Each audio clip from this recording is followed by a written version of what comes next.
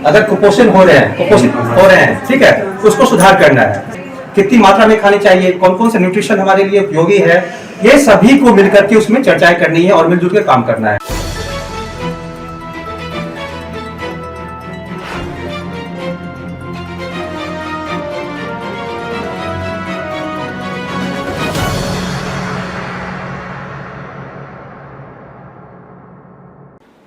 नमस्कार, स्वागत है आपका बेगूसराय न्यूज प्लेटफॉर्म में।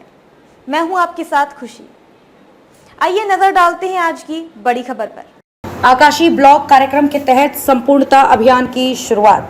भारत सरकार नीति आयोग के द्वारा चयनित आकांक्षी ब्लॉक कार्यक्रम के तहत जिले के 4 प्रखंड का चयन किया गया था, जिसमें शामहो, तेघड़ा, भगवानपुर और मंसूरचक प्रखंड हैं। आकांक्षी प्रखंड के तहत चयनित सभी प्रखंड के सभी पंचायत में 4 जुलाई से 30 सितंबर संपूर्णता अभियान चलाया जाना है। इस कार्यक्रम के तहत बरौनी 3 पंचायत स्थित मध्य विद्यालय तीसरी खुट और उत्क्रमित मध्य विद्यालय बरौनी के बच्चों के द्वारा अपने पोषक क्षेत्र में BRP दिनेश कुमार के नेतृत्व में जागरूकता रैली निकाली गई।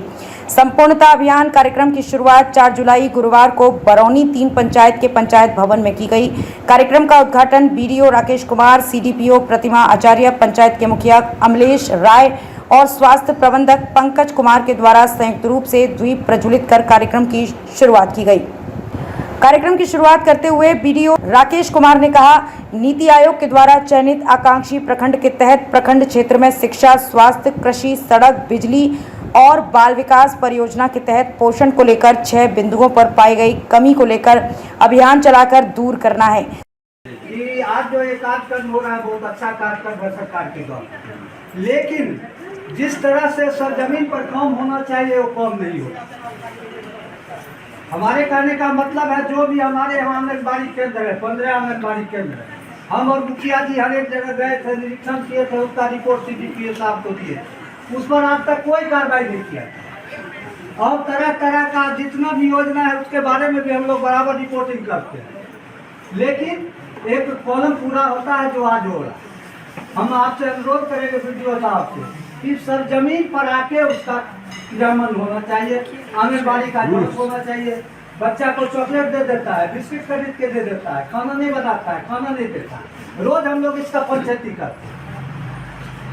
मुखिया जी से पूछिए, सच्चाई है कि हम कोई विरोधाभास का, हम किसी से दुश्मनी नहीं है, हमारे लिए सब बराबर है, लेकिन जब सरकार का योजना है तो सरकार का योजना लागू होना चाहिए सब जमीन।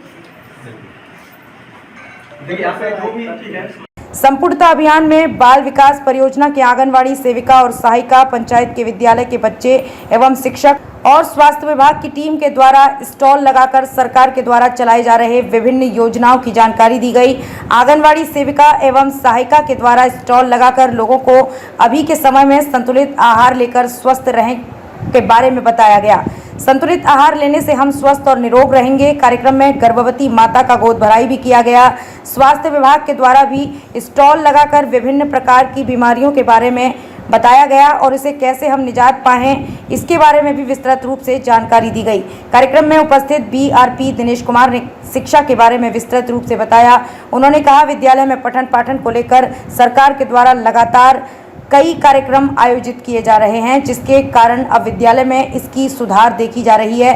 विद्यालय में शिक्षकों का ससमय उपस्थित होना और गुणवत्तापूर्ण शिक्षा के लिए मिशन दक्ष के तहत कमजोर बच्चों पर विशेष ध्यान दिया जा रहा है। कार्यक्रम में पंचायत के सरपंच अरविंद सिंह सहित सभी विद्यालय के शिक्षक और आंगनवाड़ी पर्यवेक्षिका, सहायिका और सेविका मौजूद थी। कमजोर रह गया था, कुछ खास सेक्टर्स में, कुछ खास डिपार्टमेंट में कमजोर रह गया था। उसमें सरकार का ये मनसा था कि भाई आप लोग जितने भी डिपार्टमेंट हैं सब आपस में कोऑर्डिनेट करके, ठीक है, एक दूसरे का सपोर्ट लेकर और जहाँ पे हम लोग कमजोर हैं उसको आगे बढ़ाएं। तो इसमें खास करके 5-6 सेक्टर्स को चूज किया गया था, जिसमें एक है आपका हेल्थ डिपार्टमेंट है, एक आंगनबाड़ी हो गया, हेल्थ न्यूट्रिशन हो गया, एजुकेशन हो गया, ठीक है, फिर आपका जीविका से संबंधित हो गया, एग्रीकल्चर हो गए। तो ये 5-6 डिपार्टमेंट और एक सोशल डेवलपमेंट, ये 5-6 डिपार्टमेंट है कि जहाँ पे हमारे कुछ चीजों पे हम लोग कमजोर पड़ रहे थे, उसमें सभी का सहयोग, हर एक दूसरे डिपार्टमेंट और जितने भी हमारे प्रतिनिधि हैं, चाहे हमारे वार्ड मेंबर हैं, मुखिया जी हैं, समिति सदस्य हैं, जिला पार्षद सदस्य होते हैं, फिर हमारे जितने एग्जीक्यूटिव बॉडीज हैं ब्लॉक में, सभी को मिल करके, सभी डिपार्टमेंट को आपस में मिल करके, और जहाँ भी हम कमी हो रहे थे, जैसे फॉर एग्जाम्पल अगर हम लोग बात कर लें हेल्थ एंड न्यूट्रिशन के। अगर हम लोग न्यूट्रिशन में कमजोर पड़ रहे थे, हमारे न्यूट्रिशन के कारण अगर हमारे क्षेत्र के बच्चे अगर कुपोषित हो रहे हैं, ठीक है, तो उसको सुधार करना है। तो सुधार करने के लिए क्या है कि 2-3 इसमें डिपार्टमेंट खास करके इसमें एक दूसरे को जुड़ना है। जैसे कि आप आंगनबाड़ी हो गया, शिक्षा से हो गया, जैसे आप लोग बच्चे हैं, है ना, आप लोग मिड डे मील खाते हैं, तो न्यूट्रिशन वहाँ भी आप लोग को सप्लाई हो रही है, तो वो न्यूट्रिशन सही है या नहीं है, कितनी मात्रा में खानी चाहिए, कौन कौन से न्यूट्रिशन हमारे लिए उपयोगी है, ये सभी को मिलकर के उसमें चर्चाएं करनी है और मिलजुल कर काम करना है। उसमें आपका हेल्थ डिपार्टमेंट भी आ जा रहा है, न्यूट्रिशन से आपका हेल्थ भी जुड़ा हुआ है, एग्रीकल्चर है, ये जितने भी आपको प्रोड्यूस दिख रहा है कौन उसको पैदा करता है, किसान, उपज कौन करता है, किसान। ये कृषि क्षेत्र क्या है, इसमें हमारे एग्रीकल्चर ऑफिसर्स हैं, उनका भी जवाबदेही बनती है कि हमारे अपने बच्चों को या फिर गार्जियंस को या क्षेत्र में सबको बताए हमारे लिए कौन कौन सा न्यूट्रिशन आवश्यकता है, पोषक तत्व कौन कौन सी चीजें आवश्यकता है। सिर्फ बस हम लोग खाली दाल रोटी खाली सोचते रहते हैं, इस पे काम नहीं चलेगा। हमारे लिए कोर्स ग्रेन का आप नाम सुने हैं? कोर्स ग्रेन किसको बोलते हैं, कोई बताएंगे? कौन सी क्लास में पढ़ती हो तुम?